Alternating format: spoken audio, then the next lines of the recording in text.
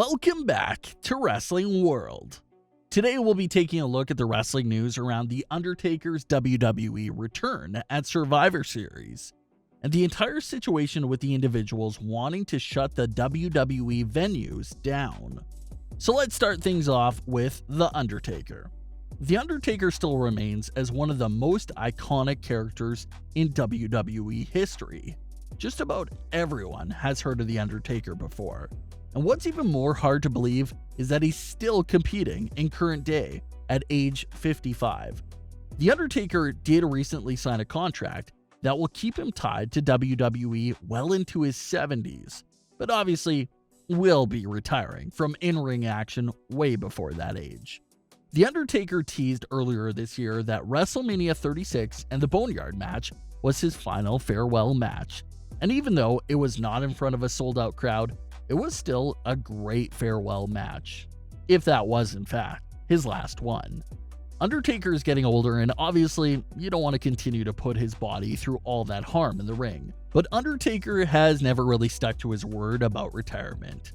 Undertaker has probably had more farewell matches than anyone else in WWE history. Remember back in 2012, WWE was promoting Undertaker's WrestleMania match as the end of an era, leading fans to believe he was retiring, but then he came back. Then in WrestleMania 30, we saw the streak get broken and everyone thought that was his final match. Then he came back a few more times after that, at WrestleMania 33 after losing to Roman Reigns. The Undertaker left his coat and hat in the middle of the ring, and fans once again understood that as his WWE farewell. But as you can see, he just kept coming back. So retirement is nothing new for The Undertaker. You can see The Undertaker has retired about 5 to 6 times in the years past. But this year seems like the real deal. This was his actual retirement. Well, now there's news about his WWE return again. New reports claim that WWE will be looking to get John Cena and The Undertaker on their WrestleMania 37 card, only if they're allowed to have a huge live crowd present. If they're able to have the live crowd, then they want Cena and Undertaker. But if there's no live crowd again, then they might actually cancel their plans. But there's also reports going around about WrestleMania 37 truly being the relaunch of the WWE. Vince McMahon reportedly wants WrestleMania 37 to send a message to everyone that WWE is fully back and better than ever. That's what the report claims. He just wants to go all out to really start a new era with a return of live crowds and something big like Undertaker's return. But it doesn't look like we'll have to wait all the way till next year for Undertaker's return. With the upcoming Survivor Series being the 30th anniversary of Undertaker's WWE debut, reports claim that this Survivor Series will be fully themed after The Undertaker. The show will obviously be topped off with an appearance from The Undertaker himself as well.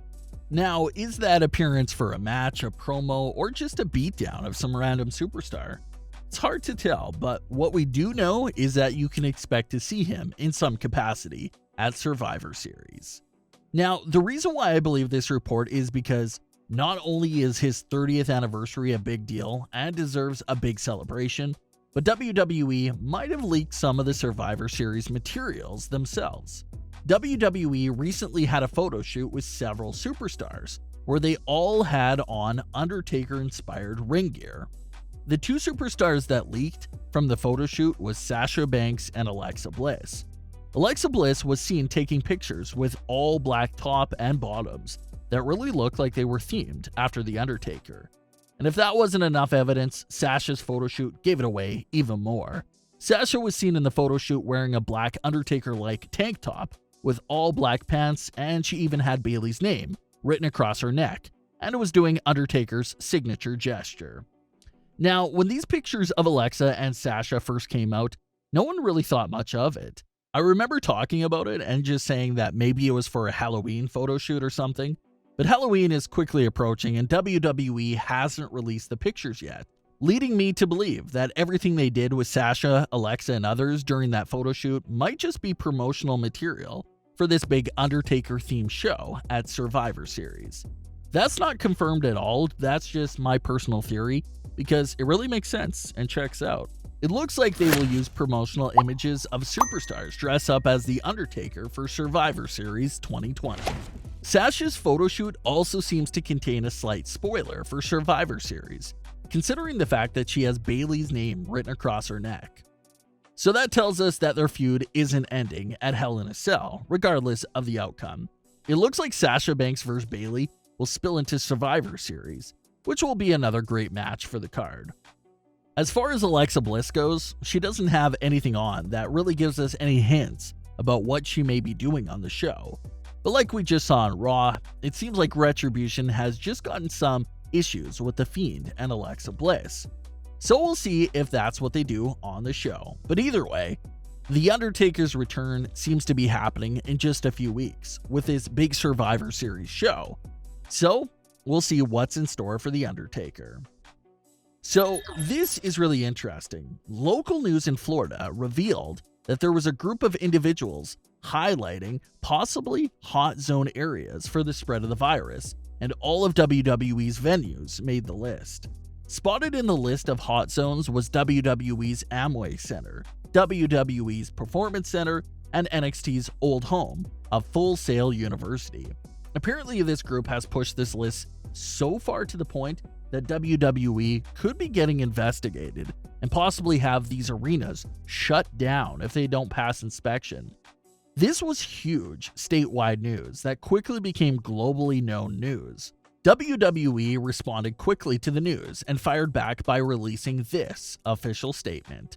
WWE is not open to the public, but rather operating on a closed set with only essential personnel in attendance. As far as ongoing weekly testing protocols, Aventus Labs have administered more than 10,000 PCR tests to WWE performers, employees, production staff, and crew, resulting in only 1.5% positive cases, as compared to the current national average of more than 5%. Additionally, extensive contact tracing takes place, and impacted individuals are placed in 14-day quarantine and then only cleared after they test negative.